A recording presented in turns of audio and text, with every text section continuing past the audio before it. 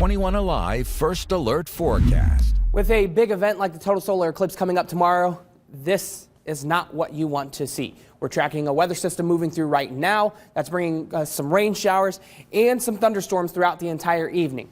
The good news is most of this should be wrapped up by the time sunrise rolls around tomorrow. Here's what Future Track shows. By 7 p.m. tonight, Columbia City down into Huntington and Markle, you're now dealing with those rain showers. Fort Wayne about 8 p.m. or so, but you notice that line, it's weakening as it moves off to the east. So mostly just rain showers beyond 8 p.m. this evening, and that is going to continue, like I mentioned, throughout the overnight into very early on Monday morning. But you're heading out the door. Those of you that are heading to work, you can see we are mostly dry Monday morning, but we are mostly cloudy.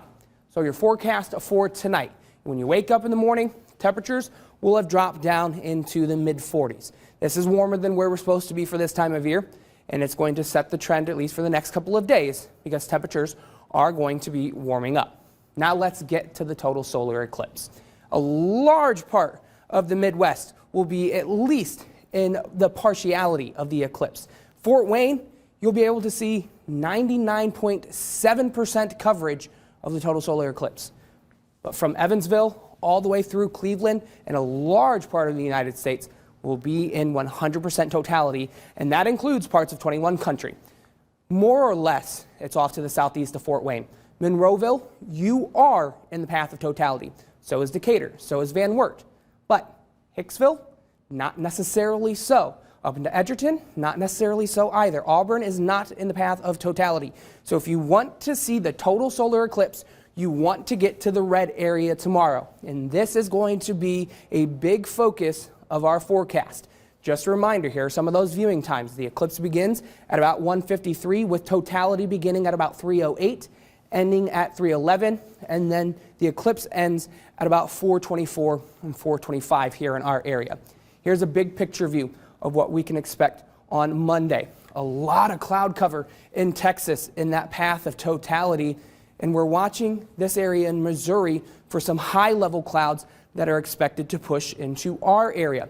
By 1 p.m., we can see those high-level clouds stretching from basically Paducah, Kentucky, all the way through northeast Indiana and northwest Ohio. That includes our part of the totality.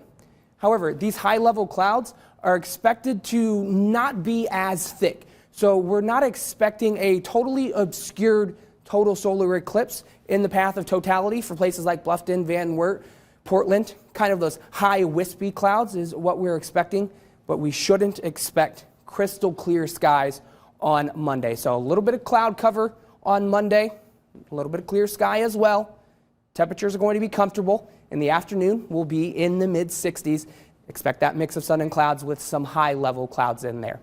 Tin caps are home as well on Tuesday to follow.